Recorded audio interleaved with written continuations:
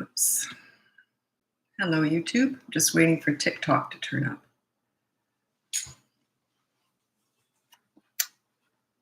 Probably should close that, shouldn't I? Oh, well. Too late now. Okay. I'm on YouTube and TikTok. TikTok is where my big audience is, and but I still will be answering questions on YouTube. Hello, Big Peaches. Is that rude? Something like that came up once, and they said, Lisa, you shouldn't have said that out loud. No, I don't know. Okay. What was that name? So I'm just looking at your names. Anyway, while we're waiting for people to turn up, I'd love to know where you're from and how old your kids are. I'm here in Vancouver, Canada. Gorgeous sunny day, as you can tell. And my kids are 33 and 28, and I got my first grandchild on the way. California, is that what that is? Just C space A? Or is it something, two different words? So where are you from and how old are your kiddos? California, 8, 4, and 1.5 months. Oh, that's nice. You got a nice split in age there. So you got to enjoy each kid, get through the toddler years. Yeah, that's a nice split, actually. 4 years, 4 years, 4 years. Lethbridge, Newfoundland, right? Is that Newfoundland? No. Where's Lethbridge? What is that? My son just turned 4. Oh, okay, so that's when they're really becoming little people. 3.5 to 4 is, I think, a real turning point. Where's Lethbridge? Just let me know what NL stands for. I probably said that wrong. Is it Newfoundland? I'm from New Brunswick, Canada. My son will soon be 16 months. Okay, so you're right in the toddler. You're just heading into the toddler years. I think there's kind of a baby up until they're 16 months. Ontario, and it just got dark. No kids, I'm 34. Just got dark. What are you doing on here? You got no kids. Some people, I do get actually hired by people who don't have kids yet, but they're considering having kids and they want to know what's involved. I try not to scare them, but we do talk about poop and spit up and tantrums a little bit. So, okay. Trying to get my 3-year-old daughter to start school, but she's a handful. What do you mean trying? I mean, you don't just drop her off at school? What do you mean by trying? I don't understand that. Newfoundland and Labrador. Oh. Newfoundland and Labrador. I don't understand that. I'm going to look that up later. I don't know anything about I don't know anything about back east. I'm just going to look that up later. How do you feel about schools teaching? Okay, I'll get into that. Oh, that's a political issue. Good luck getting me into that one. It's like asking me how I feel about politics. But I will tell you a little bit about that. Yeah, I don't mind taking some chances. I'll tell you a little bit about that. Anyway, we'll get going now. My name's Lisa. I'm a parenting coach. If you go on the link above, you'll see everything I've got to offer. My coaching, my courses, my big one is Bratbusters Boot Camp. That's if you have a kid from 3 to 12. It's all about you, teaching you how to be a leader in 5 weeks. Then there's a little mini toddler courses. And then what else? Oh yeah, my free behavior board. That you're on that too. So that's what makes it work. You've got to be accountable. Your kids are watching you. Set a good example. Show them that you're accountable. So you asked me about the LGBTQ. I don't quite know how to say that. Yeah, it's a political issue. Like, I don't really get pulled into that stuff. What I mean by that is I'm not for or against it, or, I'm kind of on the fence, whatever's going, whatever people want. I don't have a problem with that. The funny thing is that, because I'm older, right? And I do have friends who were gay and trans, and a close friend of mine is trans, and they don't care about all that stuff. Isn't that interesting? They're like, they find that annoying. Not all of them, but some of them just go, yeah, whatever. So yeah, that's their opinion, not mine. I don't have an opinion, to be honest. Okay. I think acceptance is really important, but all this labeling, I kind of get a little bit, geez, whenever someone asks me what pronoun I want, I just say, hey, you, or hey, it, that. I don't care. I really don't care. So.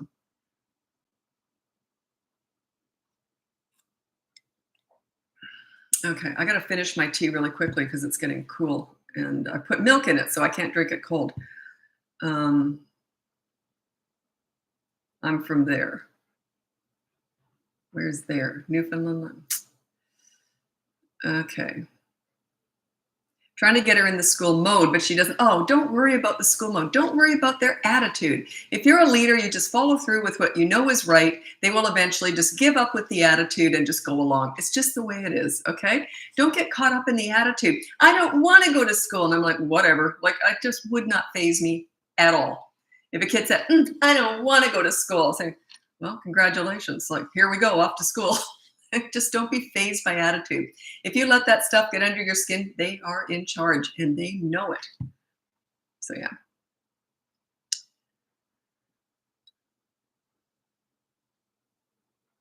Are you in Vancouver? Yep, I'm in Vancouver. I was born here. I think I'm the only person who was. Most people are implants. Anyway, I was born in Vancouver, and then I spent about 20 years of my adult life in Australia. That's where my kids were born and raised. Now I'm back in Vancouver. Okay.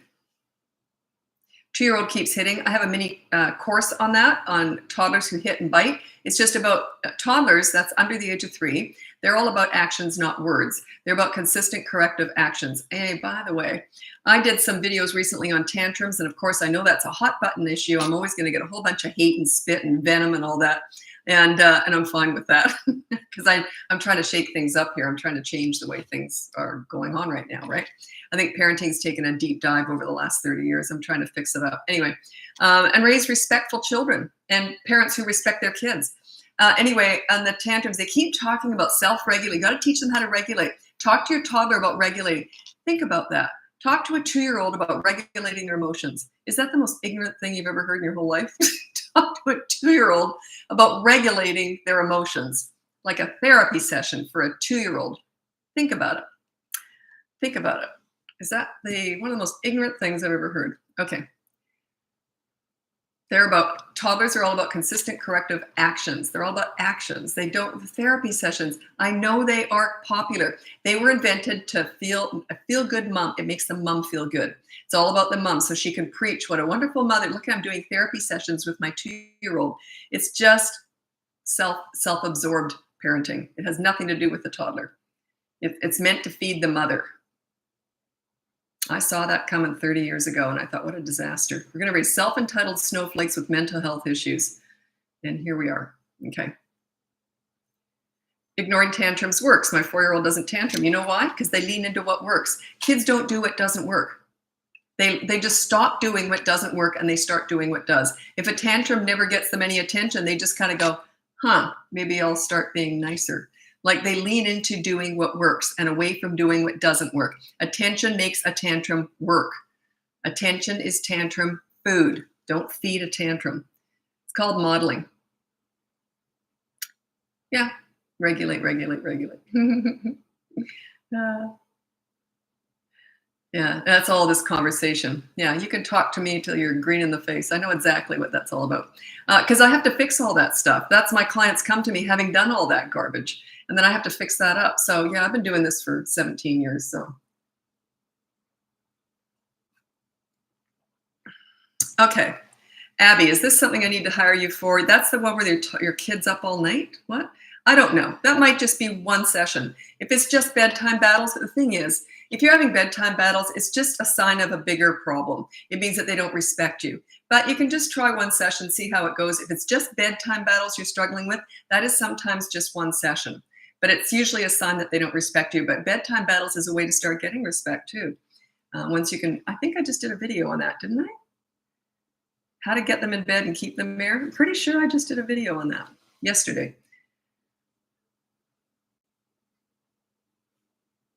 I have to stand by the door for my child to go to sleep.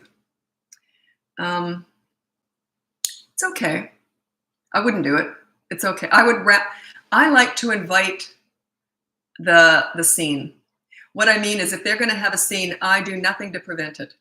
Because I'm like this. Oh, you want to fight me on a rule that I know is good for you and you understand it? Bring it on. Like I would never try and avoid a scene ever. It's like, bring it on. That's my opportunity to exercise my leadership. The bigger the scene, the bigger the lesson. Yeah, definitely saw the bedtime one and you've talked about it on here live. Yeah, I talk about bedtime a lot. Comes up a lot.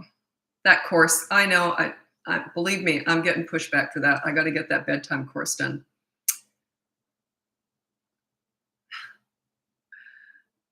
I don't know why. I get something in my head. I just didn't want to do it. I don't know why.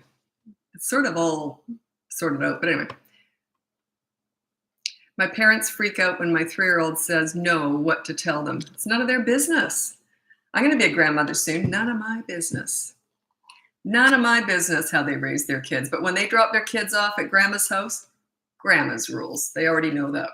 But yeah, none of their business how you raise your kids. That's how I feel about grandparenting. I've never told anyone how to raise their kids unless they solicit my advice. I've never told a friend or anyone. Why would I? I'm not bossy. I don't tell people what to do. I'm a parenting coach. So if you're here, I'm a parenting coach. But in my personal life, I would never tell someone how to lead their life.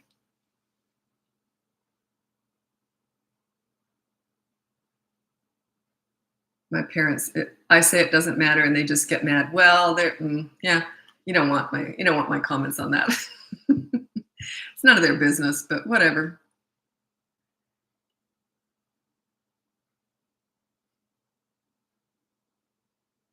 You got a 2-year-old who screams a lot? Yeah, they're going to do that. Just ignore what you don't want and pay attention to what you do want. If they learn that screaming never gets them any attention, they just kind of stop doing it. Toddlers go through stage after stage after stage. Don't try and make sense out of them. I'm going to read you my top 5 tips for toddlers. And the last one is for you. Okay, number 1 is, oh, that's the wrong one. That's for teenagers. You don't want to know that one. I already know them off by heart, but I've got them in an order that I like now. So number 1, this is my top 5 tips for toddlers. Number 1 is child-proof your home so you never have to say no. Number 2 is have a toy rotation system in place so they're never bored. Number 3 is when you want to connect with them, don't go to the nail salon. You go to the park and roll down the hill with them. You connect with them in their world. That is sort of the start of leadership because you're entering their world. You're being fun in their world. They're connecting with you on a different level. And number 4 is stop with the mini therapy sessions when you want to discipline a toddler. They're not about words, they're about actions. It's consistent corrective actions because they learn through repetition. Number 5, and this is for you, stop trying to figure them out. You can't figure out toddlers. They're not figure outable. They haven't developed sanity yet. They're still in the crazy zone. They're just brand new, fresh human beings. They have no context of the world. They're going to bang their head on a coffee table because they don't understand brain bleeds, concussions, hospitals, right? They're brand new, fresh human beings. So don't try and figure them out. They are not figure outable. Just go with it. Every time I'm hired by people who have older kids, I'm hired to work with. I don't work with kids, I work with parents, but to discuss the older kids, and if they have toddlers, they never ask about the toddler. They just go, yeah, they're just toddlers. They get it. They're just toddlers. Don't try and figure them out. They're just forming. Okay.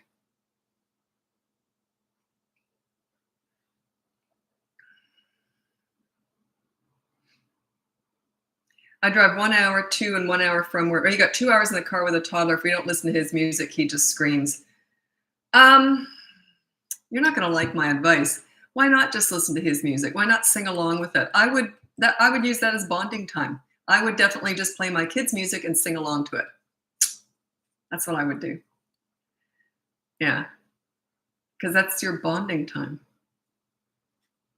Stuck in a car. Yeah, I would just play their music and sing with them. Figure outable is a new favorite word. Yeah.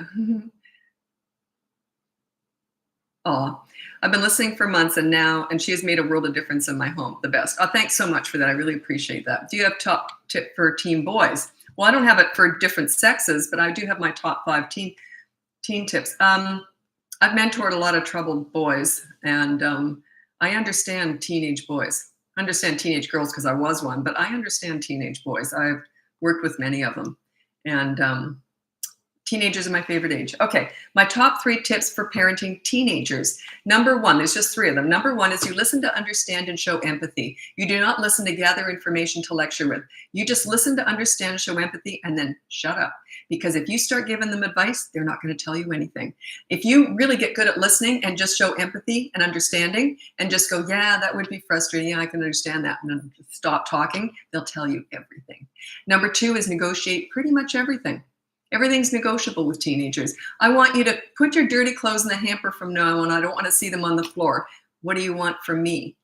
Like that. That's how I did it. Anyway. And number 3 is don't sweat the small stuff. Save your energy for the big stuff. Teenagers are going to make mistakes just like you did, and that's okay. Don't sweat the small stuff.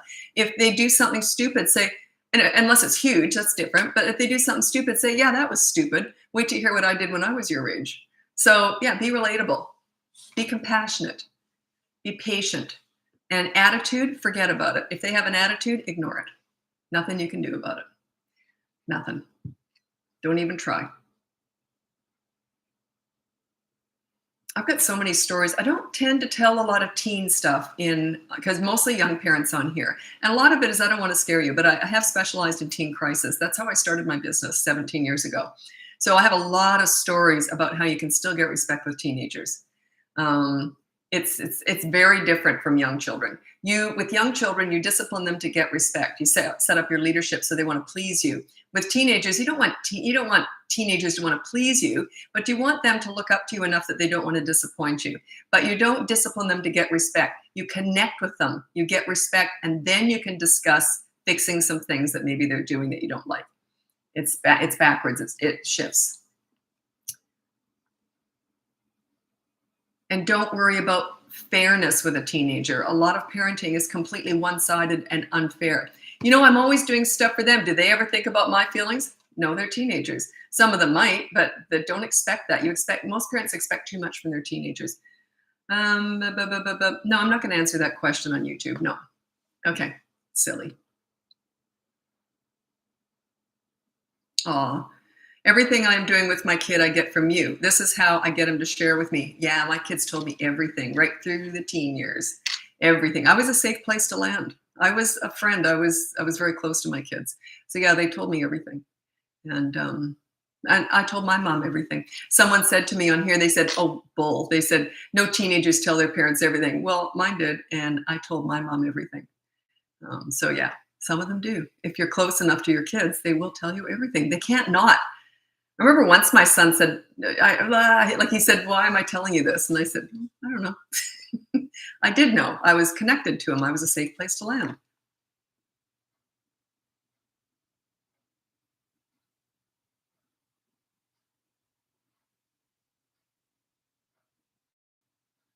Well, you said your kid is too active. I don't know how old he is. Is he 16, 6, 2? And what's your question? Sometimes people focus too much on teaching kids what not to do rather than teaching them what to do. I've worked with tons of kids with ADHD and all sorts of challenges. I never got easy kids to work with, right? My kids were easy, but I never got easy kids to work with. And I had lots of calming exercises that we do. But we also have to meet their needs. Like if they want to have some crazy fun time too, I'm very on for that. I'm very goofy and I want that too. But then I say, okay, we'll do 5 minutes of that. Time's up. Now we're going to read a book or we're going to do this or that. So you got to meet their needs and learn how to manage that and learn how to be a leader. And they will follow you. They love that. When a kid comes up against a leader, they almost go like this, oh, finally. They all need, crave, and want leadership. If you don't provide that for them, they're going to be very vulnerable out there in the world. They're going to be susceptible to peer pressure, bullying, the drug dealer on the corner, the internet, the Kardashians. They're going to be very vulnerable out there in the world if they don't have a leader at home that they can go to with everything, a safe place to land. That's what I want for you as parents. That's your power, is be a safe place to land as they're growing up, because then you'll just sail through the teen years like I did. Okay. There's always a few hiccups, but certainly nothing big.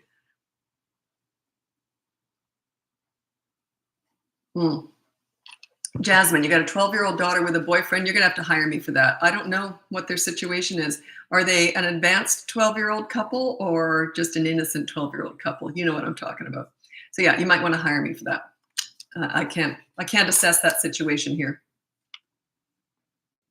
Oh, can you do a video of the best educational toys for 3-year-olds? No, I don't do that. No, I don't have any toy. Like I don't do any recommendations or anything. Not at this point, anyway. Because I don't know. I'm not a toy connoisseur. I'm a parenting expert. I'm not a toy expert. But I'll tell you what I was really into with my kids. I remember when Furby came out. I hate that kind of toy. You know why? There's no creativity with it. You just look at this thing talking to you. And my daughter really wanted a Furby. And I always took a stand. I used to say this, that's a toy that you're going to get bored with by the end of Christmas Day. So I would never waste money on that. Anyway, I decided to teach her a lesson. She was probably about 5. She was the sweetest little girl. She was probably about 5. And she says, I said, what do you really want for Christmas? She goes, Mommy, I know you don't think that I would ever play with a Furby, but I think I would. And I said, well, think about it. I got her a Furby at the end of Christmas Day. She goes, you're right.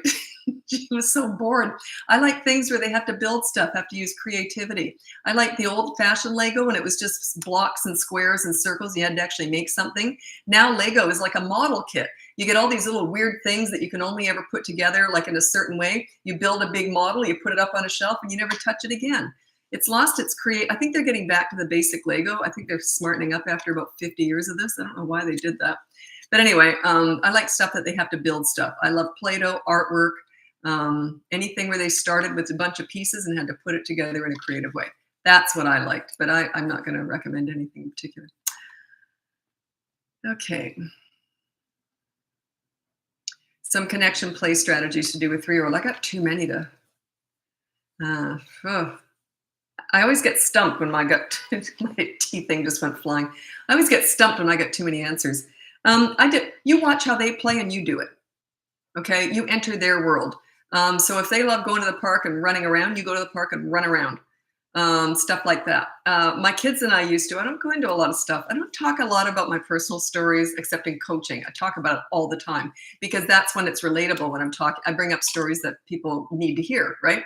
One of the things that I did with my kids a lot, and I won't go into great detail about it, but we used to play out scenes from, we used to play out scenes from the Ace Ventura movies. Like my kids and I, we would mimic Jim Carrey's scenes, and we would laugh so hard. We used to call them Make Mommy Laugh nights, and then we used to call them Make Mommy Pee nights, because you know how they ended, me laughing, so I wet my pants. So we had so much fun, but it was all silly stuff. Silly, silly, silly. Nothing educational, just silly and fun, and we just had a blast. It was the most fun I ever had was parenting. I never laughed so hard ever. Like, I miss it. Okay. Adults get so, I don't know, they kind of lose the sense of goofy. I'm very goofy, and a lot of adults just don't go there. I love it. I love silly stuff. And I'm not saying everyone should, but that's why I think I relate to kids so well, because I like being silly. I like being, you know, I always call myself a 62-year-old toddler. My daughter says, actually, there's nothing immature about you. She goes, but you've got a real sense of wonder. I get really excited by silly stuff and get into that. Find your inner child. When you play with a child, don't expect them to find their inner adult. Well, this is very educational. It's called Pictionary, and we're going to learn how to do, or not Pictionary. What's that game? Oh, shoot. Really popular where you have to know a whole bunch of facts. Don't play educational games with your kids unless you're really into that. Play silly stuff. You know, that whipped cream in the face stuff. You know, find your inner child.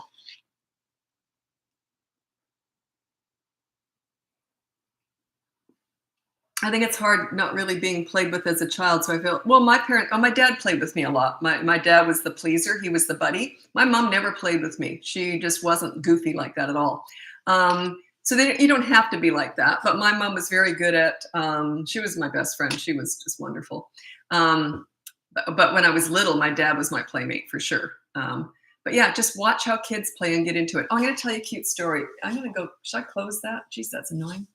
I'll just try and change my angle. I'm going to tell you a cute story. I'm going to go close that. Sorry, just a sec.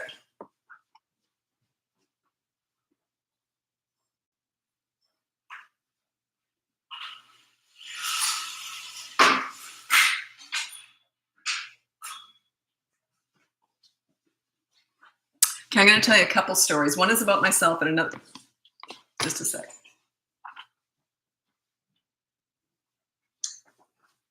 I hit the blinds the wrong way. Just a minute.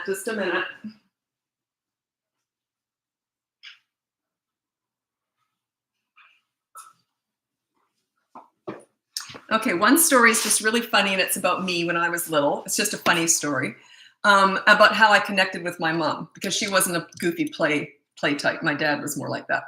But I'm going to tell you a cute story about one of my clients. It was just, I think it was earlier this year. I can't remember. Anyway, she had a little boy. Let's just make up some facts because I don't remember his age or anything. Let's say he would have been about 8 maybe.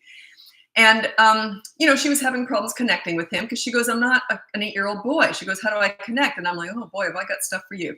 So anyway, what we did was she had to play Lego with him for, 15 minutes, or I think it was 30 minutes. She had to play Lego every single night with him for 30 minutes. and it was all set up. It was organized and why she had to do this. But anyway, so she turned up to the next session. It's all done on Zoom, and she turns up and she goes, yeah.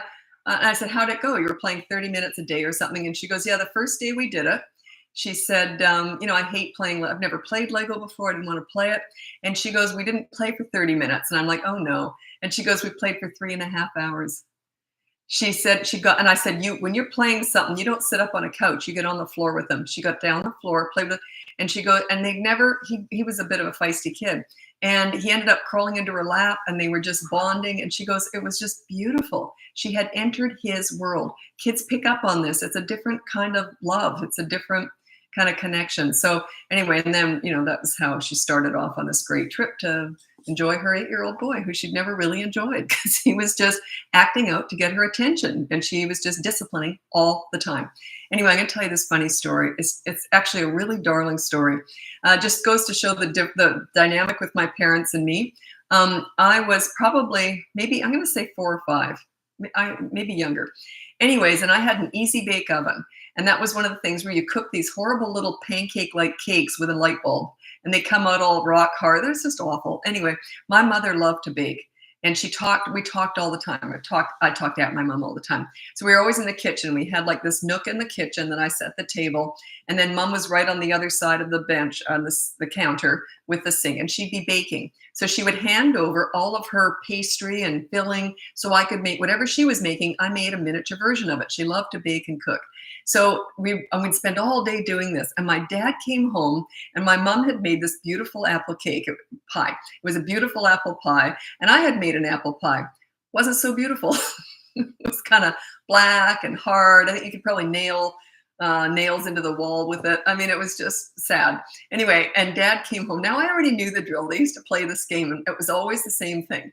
Dad would come home and he goes, oh, what smells delicious? It wasn't my burnt pie, but anyway. So he said, what smells so delicious? And my mom would say, I made an apple pie. And my dad would say, can I have a bite? And she'd say, sure. And so he'd take a bite and he goes, Lillian, this is the best apple pie I've ever had in my whole life. And I'm just sitting there waiting with my burnt, crusty pie. And then I said, Daddy, try mine now. And he'd go, oh, that looks delicious. And he'd take a bite and he goes, Lillian, yours was good, but nothing compared to Lisa's. This is the best apple pie I've ever had in my whole life. And I'd be like this, but I knew it was crap. But that was the game that we played. So that's how you connect with your kids. Just have fun with them. Okay. Was that a cute story? That was adorable, was it? My dad, he died when I was only 14. He died of cancer. He was adorable. Sweetest guy. But they used to play these games off each other. My mom was the serious one, and Dad would come in and just, everything I did was wonderful. Okay, how do you connect with a 15-year-old daughter? Thank you so much for asking that. How do you connect with your teenager? You do it by becoming furniture. Let me explain. You want to enter their world, but only when you're invited. And I'm going to tell you a story what I did with my son, just to give you some ideas, because I don't know what your daughter's into. But this is what I did with my son. My son and I were like best buddies. He was my girlfriend. He always said, Mom, I'm not your girlfriend anymore. But up until he was 15, he was kind of like we talked about everything. Every morning I'd say, morning, sweetie. I'm a morning person. I'm kind of cheery anyway. Morning, sweetie. And he'd go, morning, Mom. And love you, sweetie. Love you too, Mom. We were just best buddies. And I'll never forget this. He was 15 and I came downstairs and I said, morning, sweetie. And he turned around and went, morning, Mom. He just turned into a man. One minute he was my height, 5'6", and now he's 6 feet tall and his voice had dropped. I mean, he just turned into a man. He wasn't my girlfriend anymore. He didn't talk about, he wasn't as chatty. He just started turning into a man, right? So I thought, how am I going to connect with this guy? He loved heavy metal music and video games. I hate heavy metal music and video games. So I thought, how am I going to connect with this kid, right? So, but we had a rec room. So what I decided to do, because I'd already worked with tons of delinquent teenagers, so I knew how to connect with teenagers. Most of them were boys because they were the violent ones, right? So anyway, so I thought, I know what I'll do. I took a magazine and I sat down beside him while he's playing video games. I didn't say a word. I just sat down beside him and I'm flipping through a magazine, and every so often I'm looking up. I wasn't on my phone or anything, but every so often I would just look up. Next thing you know, he's talking to me about the game. And we're chatting. Oh, that's great. Oh, right. I'll say, oh, I see. Oh, I see how you do it. Right. Next thing you know, he's giving me a controller. Next thing you know, we're laughing, we're playing the video game together. But you see, I didn't ask him to play. I waited till I was invited, but I was furniture. I just sat there like a hunk of furniture, just with a magazine. That's all I did. Don't push yourself on your teenagers. They'll probably push you away. Anyway, then he started making me playlists, music playlists. I got into some heavy metal music. My best band became, should I even say this? Well, I've said it before. NWA's Greatest Hits. I can't say the full name of the band. It's not polite. But anyway, so I had to play that that CD. Back in the day, we had CDs. He made this for me. I had to play that with all the windows in the sunroof of the minivan closed because it's so vile. I still listen to it at the gym. But yeah, so I opened my mind to his world. Now, here's something funny that happened. He had like a racing game we were playing. We ended up playing Guitar Hero. I could actually play that sort of, but when we first started playing video games together, we didn't do it all the time, but I did it. I didn't invade his space all the time. But we were playing this racing game, doing laps. I was horrible at it. I mean, I was running over, I was killing pedestrians. I was just a disaster. I just couldn't get it because it's not like you're driving, you can see what's ahead. You're looking at your car and it's going the other way. And it's just a disaster. Anyway, I couldn't do it at all. And so he goes to the bathroom and he came back and I said, you missed it. You should have seen it. I did the most phenomenal laps. I killed it. And he was looking at me like I'm insane. And I said, what are you looking at me for? You should have seen it. I killed it. And he goes, Mom, that was my replay. He had put replay on, went to the bathroom. I thought I was doing it. So we had a lot of fun. It's usually laughing at me, and that's okay. So that's how you connect with your teenagers. You watch, you see what they're into, and then you just sort of hang out and show some interest sometimes, but don't invite yourself in. Wait till you're invited. If you can't do it that way, you might want to hire me. There's lots of different tips and tricks that I do. I specialize in teenagers, so I know how to do all that. But yeah. At what age do you differentiate a rambunctious kid from one that needs an ADHD evaluation? Here's the thing. I'm not a doctor, so I couldn't possibly answer that. But all of my methods are the same for an ADHD child. That's where I learned all this. I learned all this with kids. I called them alphabet kids. They all had letters after their name, ADHD, WXYZ, all of them. I was always handed difficult kids. Here you go, Lisa, good luck with this one. No one ever said, here's an easy one. They always handed me the difficult kids and teenagers. So that's what this is all. That's where I learned all this, how to give respect to get it. The secret sauce is making them feel good about themselves. When you're with kids and they feel good about themselves when they're with you, they naturally want to please you. It's to increase their self-esteem, their confidence. And give them a voice. Let them talk about anything they want. Give them a voice. Give them a say in how their life goes. You want to increase their self-esteem, and boy, will they bend over backwards trying to please you. So yeah, whether or not your child has ADHD has nothing to do with how you parent. It's all the same leadership stuff. So you might, I don't know if you get, I don't know. I'm not a doctor. I can't comment on that. Your advice has helped me so much with my young kids. What specifically? Ignoring tantrums or setting up a behavior board? I'm just curious.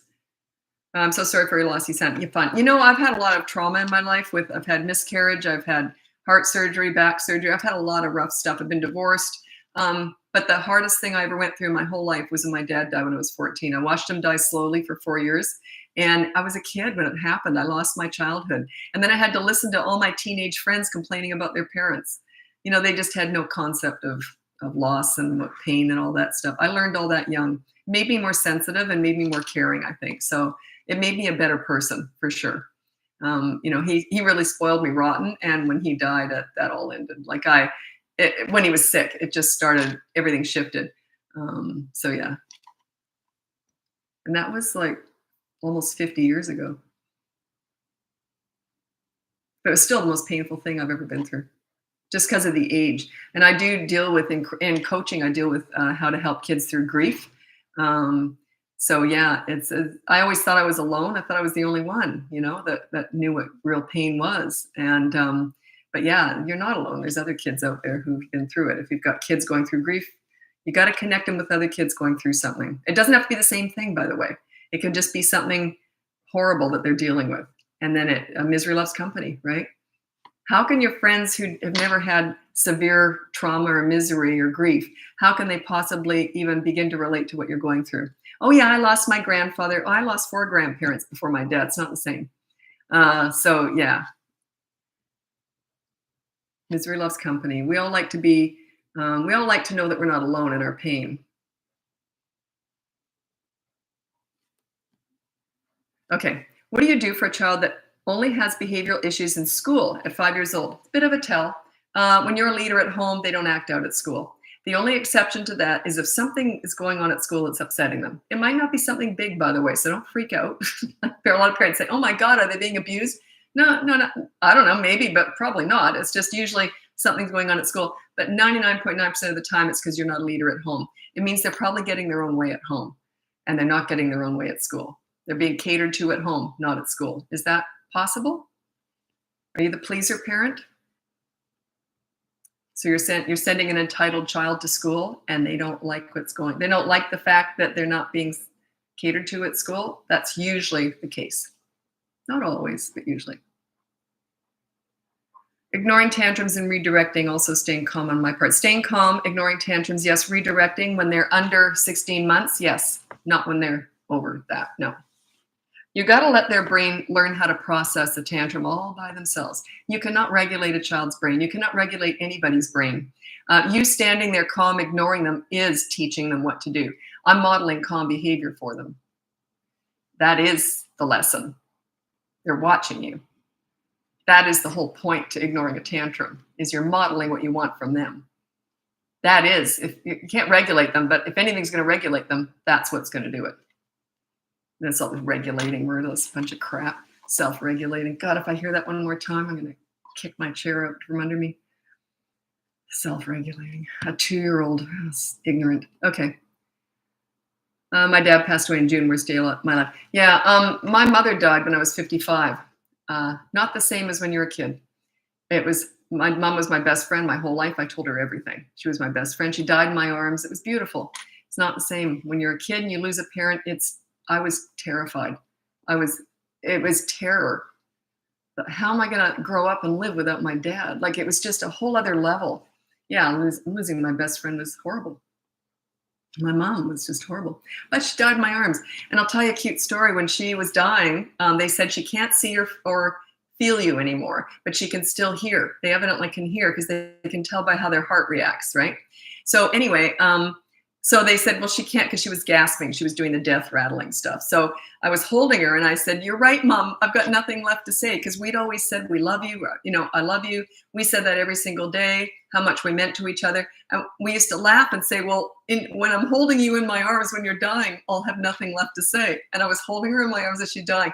And I said, "You're right, Mom. I've got nothing left to say." And she did a double gasp. She laughed as she's dying. That was my mom. She had a great sense of humor. As she's dying, like her last breath was laughter. Isn't that great? That was beautiful. It was a beautiful ending. She was 93, so there was no like, oh my God, how could it happen? It was just a natural progression in life. Sad as hell. I couldn't talk about it for 2 years afterwards. Yeah, sad. But that's life, right? And isn't it nice that you love someone that much that you're that sad when they go? And they wouldn't want you to be your life to be ruined after they go, so guilt is the worst thing. Yeah, I had not one speck of guilt. Not one speck. We had said it all a million times.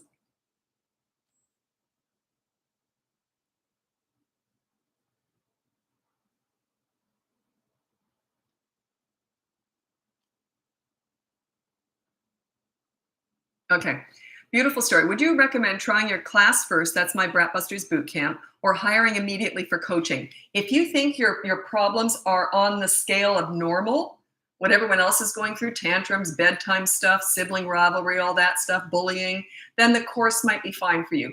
Coaching is the next level. If you're really struggling, a really good one for that is when you and your partner don't get along and you're really fighting, almost to the point of divorce. I get hired a lot during that. They say I've saved a lot of marriages. Or probably broken up some people too. But anyway, so stuff like that, something out of the norm. But a lot of people, which surprised me, a lot of people have been doubling up and doing both. So it helps me a huge amount if you've already done the course or if you're going through the course, because you've got all that information. I don't have to tell you all that in coaching. We can just get into all the good stuff, right? I don't have to go through all the basic stuff. So you're going to have to decide that. I kind of think the course, unless you're going through something like, something horrible. Like if the kids have been abused or anything like that, all that kind of stuff, that's coaching. But the course is still really valuable, even if you've got coaching. That course, it's like a little encyclopedia on how to parent. So it's always there for you. You can always go back to it. There's a whole bunch of stuff in there. It's not just what to do. It's a whole bunch of other information about parenting. Anyway, you decide.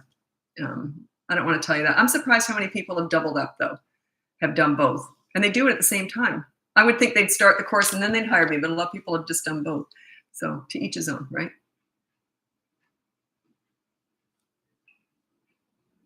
My toddler acts out around my best friend's kid, never acts out around any other kids. Well, I don't know what's going on. And they're toddlers. They're not figure outable. You can't always figure them out. That's my very last point in my I always say it wrong. Top 5 tips for toddlers. They're not figure outable. So yeah, if they're acting out, maybe that's the kid that just gets them more excited. Toddlers are crazy. They're just not, not so much they're crazy, they just haven't developed sanity yet. They're just not there yet. So yeah, don't try and figure them out too much. 1.5-year-old keeps hitting his baby sister who's 7 months. You just got to protect that baby. They're going to do stuff like that. That's your job, to keep the baby alive. There was a really funny comment on this woman, because I talked about that in a video, I think. I don't know where it came. It might have been on Instagram or something. Anyway, and they said when they were little, their brother had taken a fork into their soft spot in their brain, thrown them on the floor. They survived. Like, toddlers are going to abuse a baby. They just don't understand hospitalization and life and death yet. So to them, it's just they're taking their anger out. It's just your job to protect the baby. You cannot expect a toddler to be responsible enough to not harm a baby. You're asking them to babysit, basically. It's an unreasonable expectation. I'm scared for her as he always slaps her. You just have to protect the baby. You have to keep them separate. You have to supervise. That's part of it. That's why you're in the thick of it right now. That's the physically most draining part of parenting, physically, is the toddler and baby. If you've got a baby and a toddler, that's draining. Thoughts on 2 versus 3 kids? Yeah, I can't tell you that. Lots of people say, oh, the third one was the gem, the easiest one. Then they say, God, I wish we'd never had that third one. So I've actually heard that. So yeah, I can't give you that advice because I don't know. I only have 2. I know lots of people have huge. I think the biggest family I ever worked with, I think, was 8 kids, and that was not really so much a discipline problem. It was setting up systems and getting organized with programs for the kids. And oh my goodness, and which older kid was going to help out with which younger kid, which ones get. It was just setting up systems. So actually, I loved it. It was really challenging. Because that's not normally what I do. I teach relationships, but this was more systems. Yeah, I'm just looking at YouTube here. Sorry about your mom, but I went away laughing. Yeah, what a great ending, eh? Who would like to go out dying, being held by one of their kids, telling them how much they love them, and go out laughing? I mean, what a great way to go, eh? Thank God I was there. My brother didn't make it in time, but he lives farther away.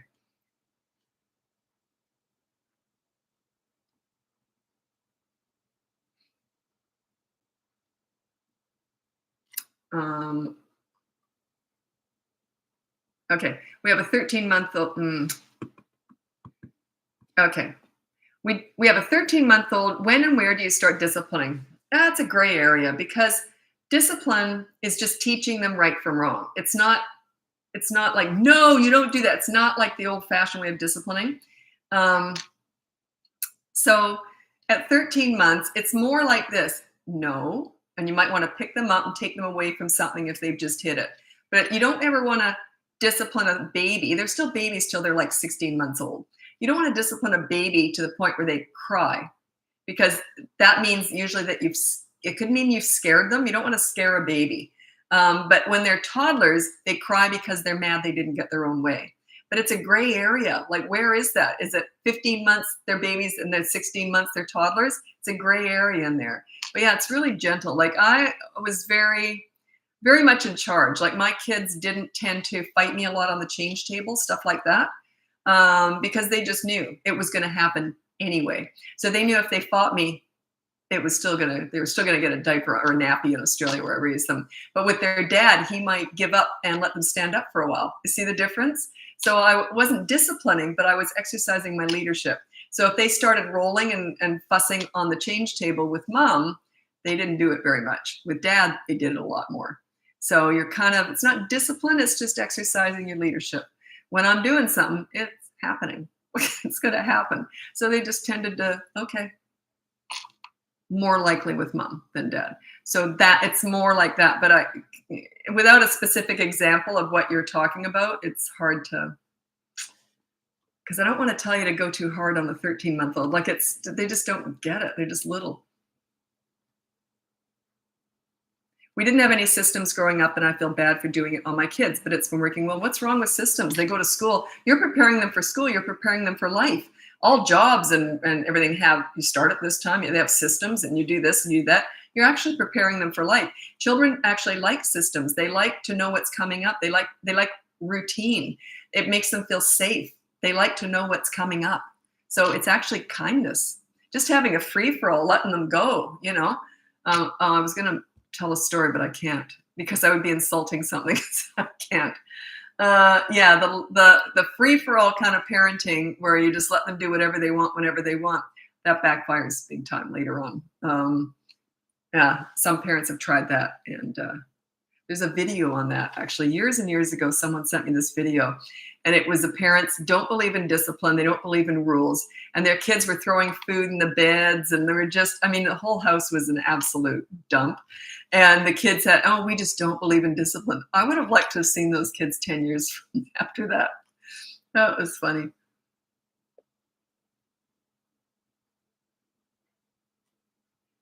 How to tell my husband these tips and tricks without him feeling, okay, now, insulted and attacked. I'll tell you why he feels that way. I understand men. I've been working with couples for 17 years and I've raised a man, so I understand that.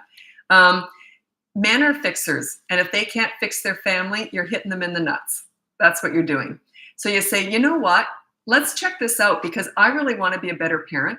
So talk about yourself and your own, I'm just lousy mom. I suck at all this. So that's the way you have to approach that. It's not manipulative, but it's working with the fact that it does hit men in the knackers when they can't fix their family.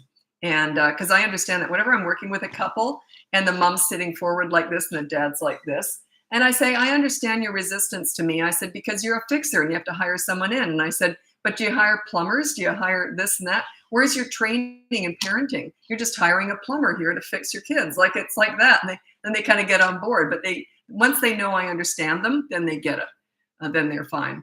But yeah, talk about your own. I just suck at this parenting. Just try that. See how it goes. You don't want to kick them in the knackers. They have to cater to all of our feminine ways, right? We have to cater to their masculine ways too.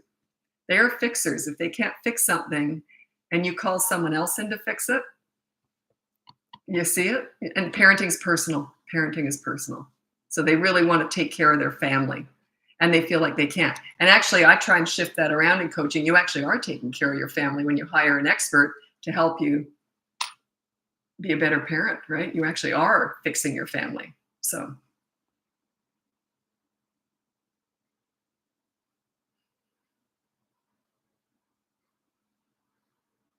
Oh, you tell them that's not the way to do it. Yeah, okay. I see what's happening here. A lot of I'm not a counselor or anything, but a lot of what I do is marriage counseling. You should see some of the stuff that gets into. I'll tell you, I've seen some fights right in front of me, arguments like you wouldn't believe. They're airing their dirty laundry in front of me, like all sorts of stuff comes up. And I'm like, hello, did you forget I'm right here? Got to have a sense of humor with this stuff. Then they always say, oh my God, I can't believe we just let all that fly. And I'm like, heard it all before. Because people feel safe. They hire me. I'm older, I'm experienced. They hire me. They just feel safe. And then they let everything fly. I say, I really didn't need to hear that.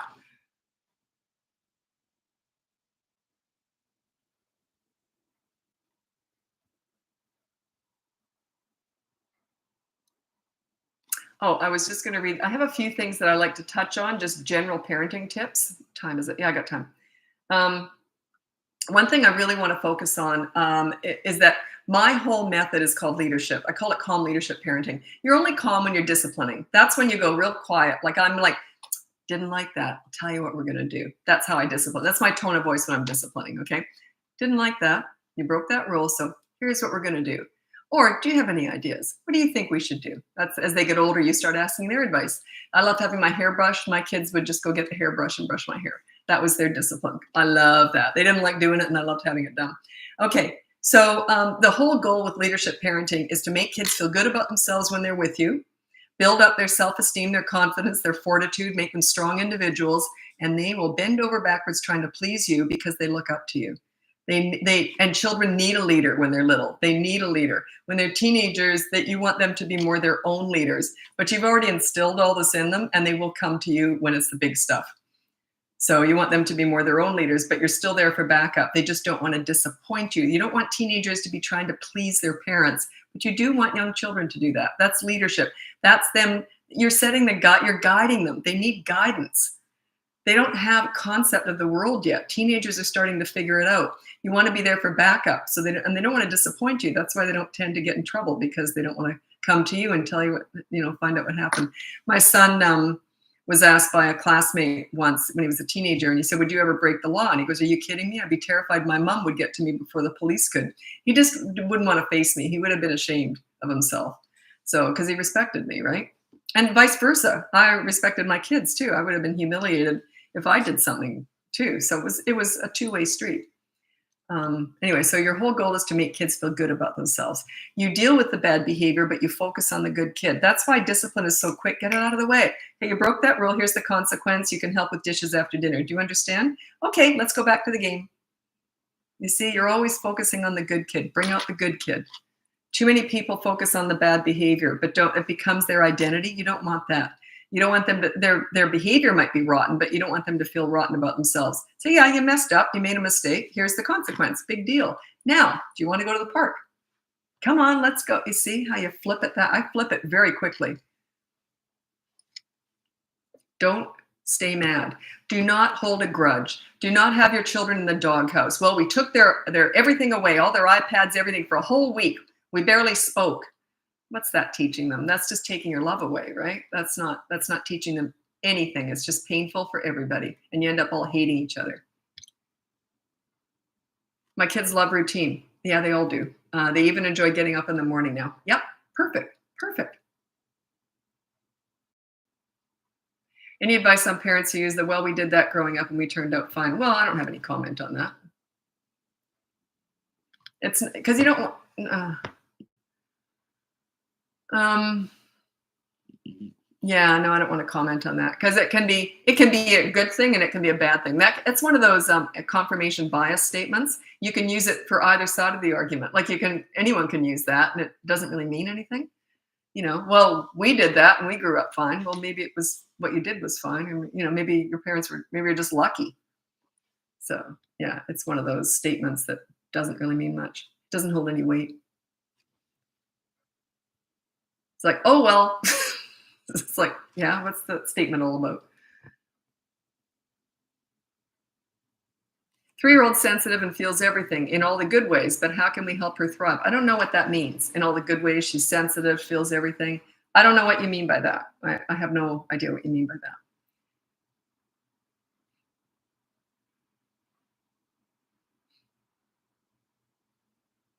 Was that just a statement or a question, is what I'm saying?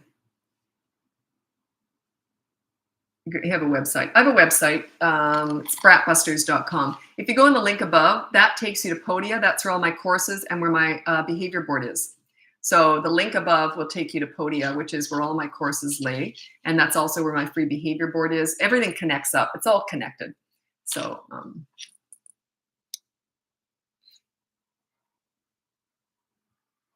how long does the healing stage last?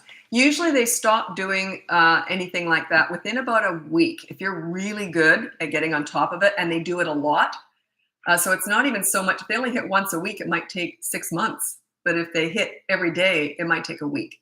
So, but yeah, it might be a week, might not. Depends on your level of confidence with all this stuff and how how consistent you are. If you get that right 9 times out of 10, they're going to remember the 10th time you didn't. Kids always remember what you did wrong. My son, God, it was so funny one day. He said, remember the time, mentioning all the things I did wrong. Remember the time you did that? Remember the time you did that? I'm like, yeah. I said, what about all the stuff I did right? And he's like, what? They love talking about the times you mess up. They remember all that. But what about what I did well? Huh? What you talking about?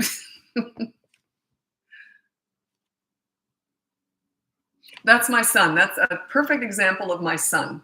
Here's my daughter. Every single day, she used to write me love notes as she was growing up. You're the best mom in the whole world.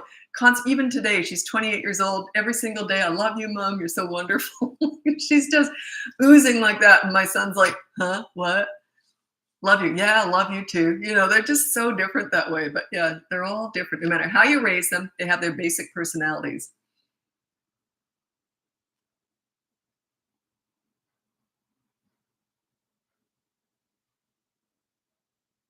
Okay. Oh, reward charts. Hate reward charts. Can't stand them. Because and they work outside in institutions and schools. I don't teach that. I teach parenting. Parenting's personal. It's home based. Parenting's different. That's why I'm hired by so many principals, teachers, child psychologists, because they're institution based. That's a different specialty. I couldn't do that. Parenting they struggle with, just like everybody else. Okay. So anyway, reward charts here at home with a parent. A reward chart says to a child, this is the message you're sending with a reward chart. You're normally rotten, but if you should happen to be good, you'll get a reward. That's the message you're sending to your child when you do a reward chart at home. If you do a behavior board, the message you're sending is, you're normally wonderful. If you should happen to do something rotten, there's a consequence. See the difference? Why would you reward kids just for being good? Like, I would never reward that. That's my baseline expectation. You be nice. You want me to reward you for saying please? You want me to reward you for doing your homework? Are you insane? You want a reward for doing chores? Like, are you nuts? I wouldn't do that. When I say, are you nuts? I'm talking to my kids here. They would never have asked. Like, there's no reward for just doing baseline stuff, right? They had a great life. We went out and had fun all the time. I'm not going to reward them for going to bed on time, or, you see what I'm saying? That's my baseline. My son was in grade 2 and his teacher called me on her lunch hour and said, you won't believe what your son said. She said that he's in grade 2. And she says, why are you so nice? And he said, Mommy makes us be nice. And I'm like, you're darn right. Teachers love me. Because they never had to deal with my kids, right?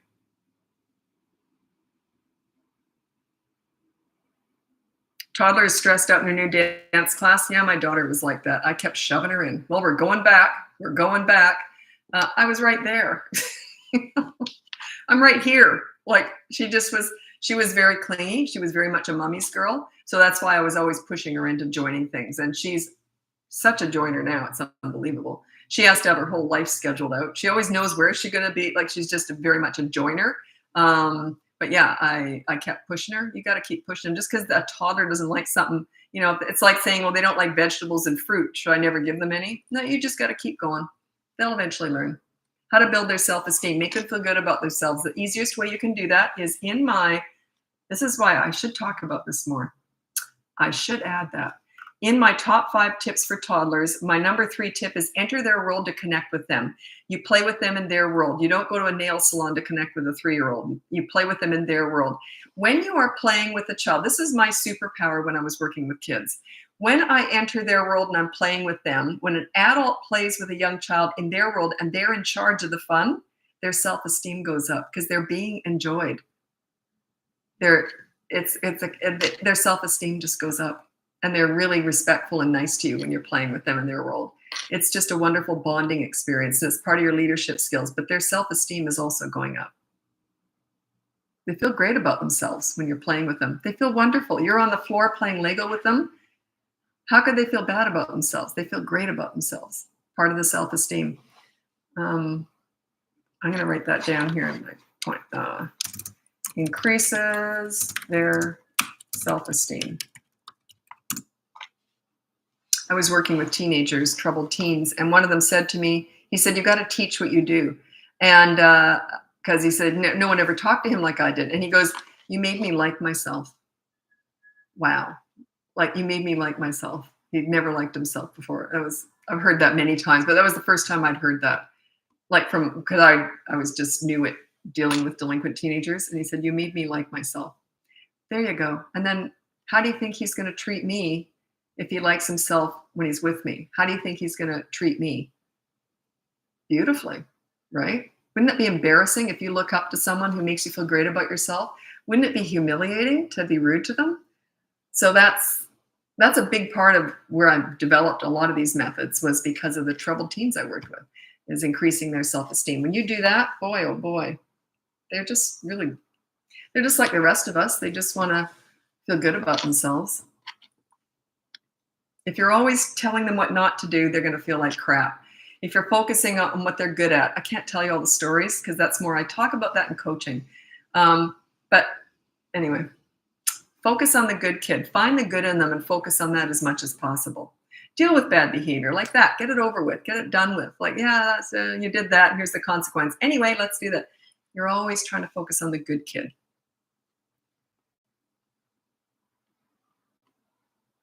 Trying the behavior board, but kids keep tattling on each other over everything. Any tips? That comes up. That comes up. Depends on what you've put on there. And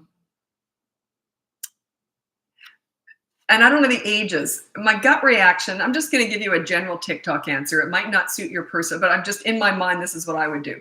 If a kid came up and tattled, I'll say, I'll tell you what, the next time you tattle, you'll get the same consequences as the other kids or whatever. So have a consequence there. If they tattle on someone, maybe they have to give that kid their favorite toy. So no tattling. No one likes to tattle, unless it's life and death, unless they stab someone. But yeah, and say, I'll tell you what, next time you tell on someone, this will be the consequence. Do you understand? Okay. So something like that. But even that, I don't know your situation. I don't always recommend that, by the way, because sometimes it's good that they're tattling. But if they're just doing it to get, you said something to that, it's just like that, then yeah.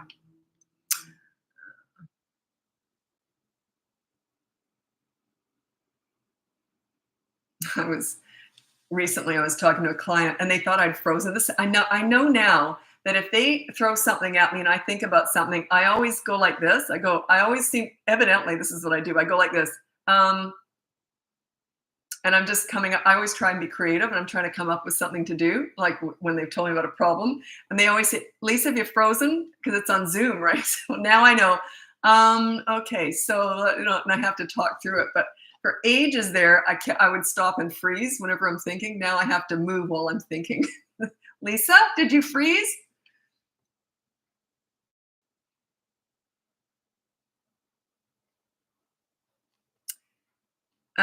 Okay, it's a good question. It's a long answer though. So, anyway, it'll be my last question, then I'm going to go. Taylor, when you suggest ignoring the tantrum, might they just get louder because they want love attention?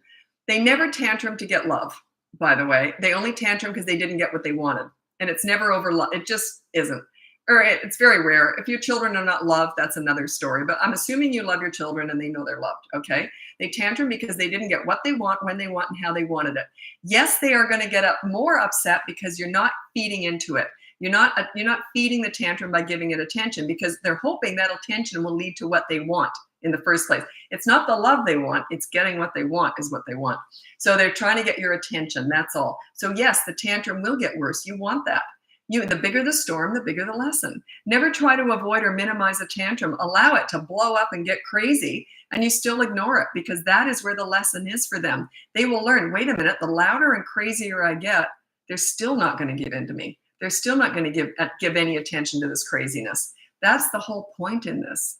They learn that. Now, if your child ignoring a tantrum and your child does not feel loved, you got bigger fish to fry. There's bigger stuff going on. If your children know they're loved and they're safe, then it's not going to damage them in any way. It's quite the opposite. Actually, this is kindness because ignoring tantrums the right way as a leader minimizes them in duration, intensity, and frequency. So isn't it better for your kids to not have tantrums anymore? So yeah, they will up it. They will up it. Wait a minute, you're not giving me what I want. I'm going to get worse and worse and worse because it's worked in the past usually. By the way, kids who up it, it's because you've given in the past. It's a learned behavior. If they get worse, it means that you've given in the past. They have won before, so they just up it.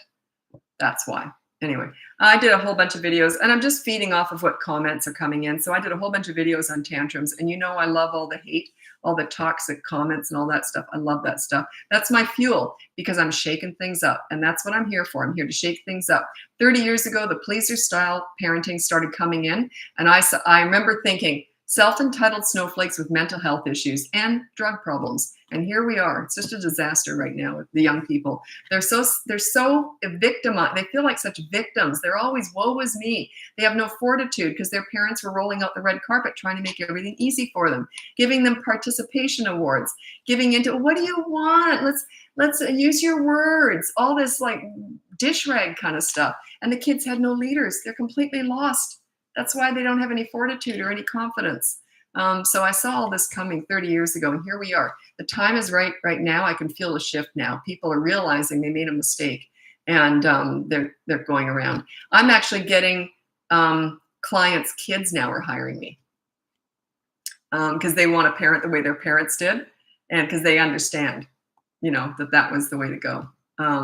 But anyway, I got to go. Thanks so much for joining me. If you go on the link above, you can hire me for coaching, buy one of my courses, or download my free behavior board. My big course is Bratbusters Bootcamp.